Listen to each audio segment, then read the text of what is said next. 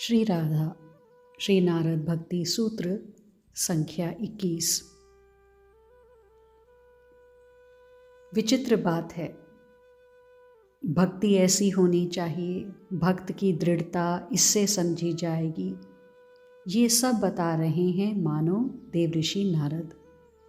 और यदि किसी ने पूछा कि आप जिस भक्ति के लक्षण को बता रहे हैं कि समस्त कर्म प्रियतम के चरणों में चढ़ा दो और उनकी विस्मृति होने पर व्याकुल हो उठो, ये है भक्ति की दृढ़ता का लक्षण। तो हे नारद जी, ये बताइए कि उदाहरण के लिए आपके पास कोई ऐसा भक्त है? हम समझना चाहेंगे। भक्त के जैसे गुणों का वर्णन नारद मुनि ने किया है, ऐसा भक्त हुआ भी है या ये सिर्फ किताबी बातें हैं? तो नारद जी यहाँ इस सूत्र में बताते हैं, जैसे ब्रज गोपियाँ, यथा ब्रज गोपिका नाम। ये है 21वां सूत्र। प्रेम के उदाहरण के लिए नारद जी गोपियों का ही नाम लेते हैं। और अब आप पूछेंगे, प्रेम के उदाहरण में गोपियाँ ही क्यों? और भी बहुत भक्त हुए हैं, तो गोपियाँ ही क्यों? गोपी आवाज़ लगा रही है, दधी बेचने जा रही है, दधी ले लो, अरे कोई तो दधी ले लो। पर ये आवाज़ में दधी नाम उसकी कृत्रिमता है, सहज नहीं है। अब सहज आवाज़ निकली, कृत्रिमता उसकी चली गई थी, क्योंकि गोपी ने बांसुरी सुन ली थी। बांसुरी की धुन सुनते ही वो सब भूल गई और वही गोपी अब आवाज़ लगा रही है, गोपाल लो, अरे कोई तो गोपाल ले लो। उधर एक गोपी सुबह से रोई जा रही है, उसको बहुतों ने चुप कराना चाहा, पर नहीं, उसका रोना रुक ही नहीं रहा। पर हुआ क्या? उसकी प्रिय सखी आ गई थी, उसने पूछा था। वो कहने लगी, मैंने माला बनाई थी, जब गौचारण के लिए मेरे प्यारे जाएंगे उस समय पहनाऊंगी, यह सोचकर। पर क्या? गोपी कहती है, उसी समय मेरी सौत उधर से गुजरी, बस उसका स्मरण होने लगा, मुझे चिढ़ होने लगी। उसका चेहरा मेरे मन में कुछ देर के लिए छप गया और श्याम सुंदर चले गए और मैं माला नहीं पहना पाई। गोपी सुबक रही है, मैं तो पापिन हूँ, ये मन तो मनमोहन का है, फिर इसमें मैंने कुछ देर के लिए ही सही क्यों किसी और की छवि को आने दिया? क्यों मैं किसी और के चक्कर में अपने प्यारे श्याम सुंदर को भूल गई? वो अभी भी रो रही है। उधर एक और गोपी है, वो कह रही है, मुझे क्षमा करो, मुझे काम करने दो, मुझे मत छेड़ो, मैं तुमसे बहुत परेशान हो गई हूँ। अरे गाय तो दूहने दो, मेरी चुनरी मत खींचो, कल मुझे बहुत डांट पड़ी थी सासू माँ से। तुम हो कि कहीं भी कभी भी आ जाते हो, अरे समझा करो, पति देव देख लेंगे। ननंद मेरी लड़वार है, वो जब देखो तब लड़ने के लिए तैयार है। मुझे पिटवाने में तुम्हें क्या अच्छा लगता है? मुझे मार पड़ती है, मेरी सास मुझे भोजन नहीं देती। कान्हा, ये सब तुम्हें अच्छा लगता है? ठीक है, तुम कहते हो तो एक धार और दूध की तुम्हारे मुंह में डाल देती हूँ, बस फिर चले जाना। ये क्या कर रही है तू? दूध क्यों फैला रही है? पागल हो गई है क्या? इतने में सासू माँ आ गई थी। वो यशोदा का लाडला अपनी सासू माँ से इतना ही कहा उस गोपी ने और चारों ओर देखा, पर वहाँ तो कोई ना था। इस गोपी को भी सर्वत्र अब वही दिखने लग रहा था। मेरी बहू तो हे भगवान पागल हो गई है। सास माथा पी।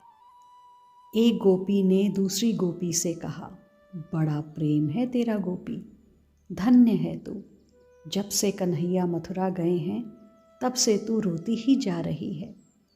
तेरे जैसा प्रेम तो शायद ही इस जगत में किसी का होगा। वो रोते हुए हंसने लगी, उसके आंसू भी बह रहे थे और वो हंस भी रही थी। अरे सखी, मेरे हृदय में कहाँ है प्रेम, लेश मात्र भी प्रेम नहीं है। फिर इतना रोती क्यों है? सखी ने पूछा। वो तो मैं अपने सौभाग्य को बढ़ाने के लिए रोती हूँ। सौभाग्य को बढ़ाने के लिए? हाँ, ताकि लोग श्याम सुंदर के साथ मेरा नाम जोड़ दें कि ये है उसकी प्रेमिन, देखो कन्हैया के लिए रोती ही रहती है। सखी, मैं तो इसलिए रोती हूँ। नहीं, प्रेम बिना कोई कितने दिनों तक रो सकता है? सखी ने फिर पूछा। मेरी बात पर तुझे भरोसा नहीं है तो देख लेना, प्रेम होता तो क्या मैं अभी तक जीवित रहती?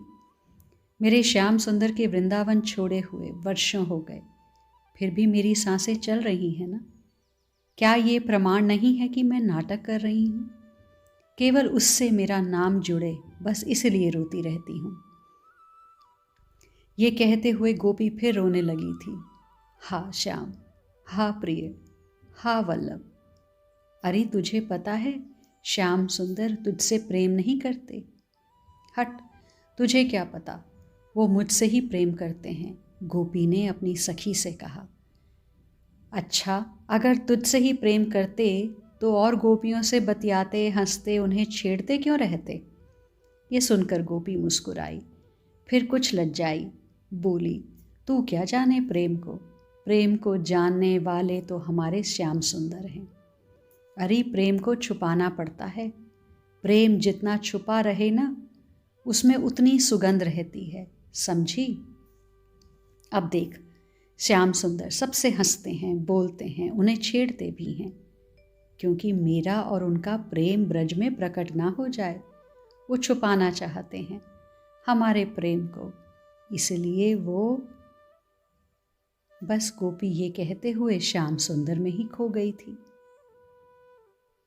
अपना वाक्य भी अधूरा ही छोड़ दिया था। आप क्यों रो रहे हैं नाथ? क्यों रो रहे हैं आप? आपको तो जगत में लाखों करोड़ों भक्त हैं जो प्रेम करते हैं, फिर इन गोपियों में क्या ऐसी बात है? मथुरा में गोपियों के लिए रोते हुए श्री कृष्ण ने, उद्धव ने ये प्रश्न किया था श्री कृष्ण से, उद्धव, वो गोपियां मुझे कभी नहीं भूलती। श्री कृष्ण अश्रु बहाते हुए बोलते हैं, मैं ही उनका प्राण हूँ, मेरे लिए ही उन्होंने अपने सारे व्यवहार छोड़ दिए हैं, अपने प्राणों को वो बड़ी मुश्किल से संभाले हुए हैं। क्यों, प्राण क्यों नहीं त्याग देती वो गोपियाँ? उद्धव ने पूछा। श्री कृष्ण बोले, उनको प्राण त्यागने में दिक्कत नहीं है, प्राण त्यागने में तो उन्हें अच्छा लगेगा।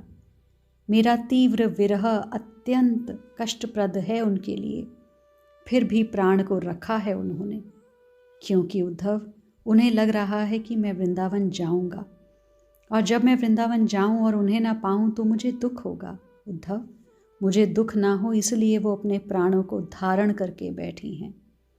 उद्धव चकित थे उन गोपियों के विषय में सुनते हुए। गोपियों ने मन मुझे नहीं दिया, बल्कि उनका मन ही मैं बन गया हूँ। ये बात भगवान श्री कृष्ण ने उद्धव से कही थी। हे मेरे भर्ता, हे मेरे पति परमेश्वर, आज मुझे मत रोको, कृपा करो मेरे ऊपर। मैं जीवन भर तुमसे कुछ नहीं मांगूंगी, बस आज मेरी इतनी अभिलाषा पूरी कर दो। वो ब्रज की नार रो रही थी, अपने पति के चरणों में गिर रही है, हा हा खा रही है। ये भाग रही थी श्याम सुंदर को मिलने के लिए। वैसे तो हजारों गोपियाँ भाग चली थी श्याम सुंदर की बांसुरी सुनते ही, किंतु इस ब्रज बाला को इसके पति ने पकड़ लिया था। वो जाने नहीं दे रहा, ये गिड़गिड़ा रही है, हाथ जोड़ रही है। देखन दे वृंदावन चंद, हाहा कंत मानी बिनती है, कुल अभिमान छाड़ी मति मंद, कही क्यों भूली धरत जिय औरें, जानती नहीं पावन नंद नंद, दर्शन पाए आए हों अब ही, हरन सकल तेरे दुख द्वंद। पर वो पति नहीं माना, उसने अपनी पत्नी को घर में बंद कर दिया। पर ये ब्रज की गोपी कैसे अपने प्रियतम से दूर रह सकती थी। देह त्याग दिया उसने और वो सूक्ष्म देह से श्री कृष्ण के पास पहुंच गई थी। ये है गोपी और ये है गोपी का प्रेम। कहाँ तक गाएं इन प्रेम देवी गोपियों की महिमा। देव गुरु बृहस्पति का चेला उद्धव आया था इन गोपियों को मूढ़ने। सोचा था उसने कि इन गोपियों को ऐसा ज्ञान दूंगा कि ये मेरी चेली हो जाएंगी, पर ये तो स्वयं ही चेला बन गए और इन अहीर की छोरियों के पद धूल की वांछा करने लगे। रास मंडल में अपनी भुजाओं से श्याम सुंदर ने इन्हें बांध लिया था। अपनी भुजाओं को गोपियों के कंठ में डालकर उनको कस दिया। उद्धव चकित होकर ये कह रहे हैं, अरे महालक्ष्मी तो वैकुंठ में इनके चरणों को अपनी गोद में रखकर सोचती हैं कि ये कहीं मुझे छोड़कर चले ना जाएं, इसलिए स्थिर होकर इनके चरणों को पकड़ कर रखती हैं। पर श्री वृंदावन में तो उल्टी धारा बह रही है।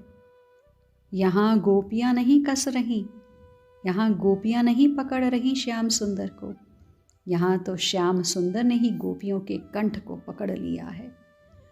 उनकी सुरभित श्वासें गोपियों की श्वासों से टकरा रही हैं, दोनों की श्वासें एक हो रही हैं।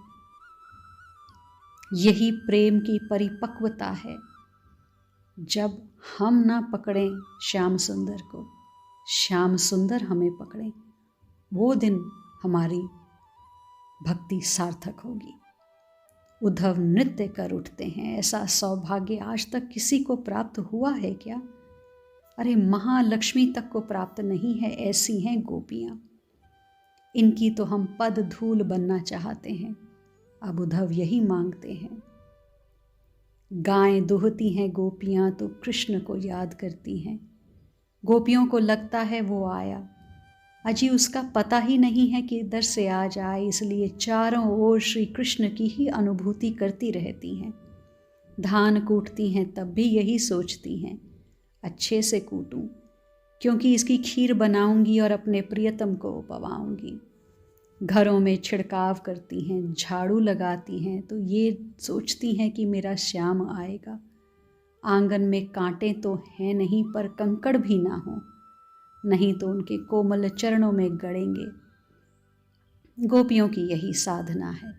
वो सब काम करती हैं घर संसार के और माला लेकर भी नहीं बैठती, पर उनका मन प्रियतम में है। वो जो करती हैं अपने प्रियतम के लिए करती हैं। एक साधिका कहती हैं, अपने केश कटा दूं, ऐसी इच्छा है।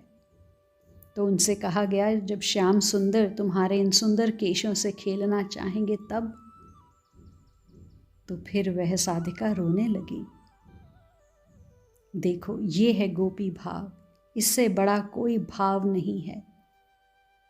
गोपी प्रेम की ध्वजा, जिन गोपाल किए वश अपने उर धरि श्याम भुजा। ऐसा है गोपियों का प्रेम और यही सर्वोच्च है, सर्वस्व है। आज के लिए इतना ही। शेष आगे श्री राधा।